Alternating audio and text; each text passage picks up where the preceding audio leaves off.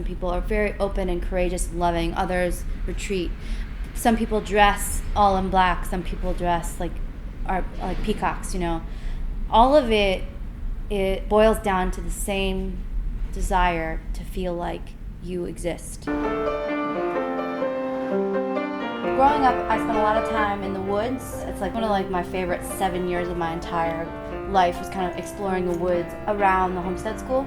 I started playing piano when I was very young. My mom was a piano teacher. Then I just kept it up, but it was just more of my fun thing to do, like outside of dancing. I fell in love with ballerinas, more specifically Balanchine ballerinas. Like, I wanted to study at the school that he created. I got in when I was 13. I really had this kind of dichotomy in terms of really falling in love with New York, and also I really just believe in the forest. You can derive everything that is healthy for yourself in the woods as a ballet dancer, even though you're very young, dealing with a lot of pressure about your career. And that's when I really started writing on the piano. A lot of the stories that I would write are things that I would never have the courage to say or do in my real life. One of the songs, it was about a crush I had, one of the Juilliard kids, and he ended up being a very famous actor, and I can't ever say who it's about because I'd be so embarrassed. When I was 17, my last year of SAB, I had written 5 songs, and I made a cassette demo with my dad. Ahmet Erdogan called me at school. He's a godfather of the music industry. And he said, "You have a very interesting voice, Vanessa. The songs are weird." I'm very grateful to him because I wouldn't have had the confidence maybe to think that I could make a record. He very much wanted me to make a commercial record.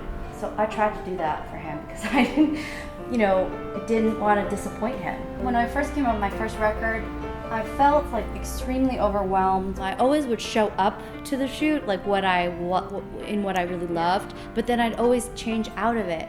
And it's taken me until I'm 28 years old to not do that anymore. But it followed a year of wearing black every day.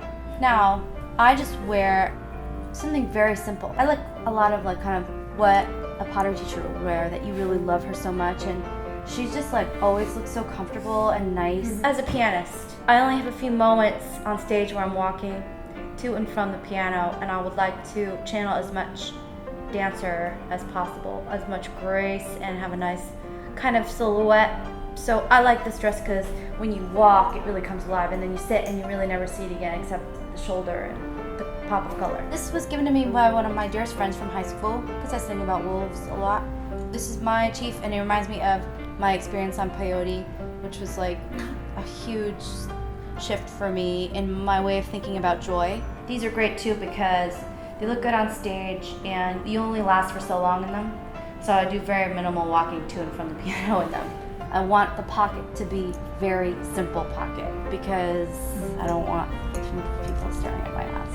The way my career started, it was this very intertwined in pop culture. People that I didn't know knew me, and I'm just socially not so great with that stuff. I made a record a couple years ago in England that changed my life as a musician and my life as a person. So the record I always wanted to make. I left all record companies and I did it by myself. The time before I started writing Rabbits, I did nothing. Mentally, physically, everything broke down, and then I was like, oh. Extreme things like that usually have to happen for people to change course. After coming through that really year of just black, I mostly find joy now in very small moments, which makes my life feel bigger. Being as joyful as I can allows me to be more curious, and when I'm more curious and when I'm more plugged into the stories that are going on around me in addition to my own, then I can write something that maybe is more interesting to myself and to other people. So that's been profound for me because I always thought it came from just dark places for myself, and that's not true.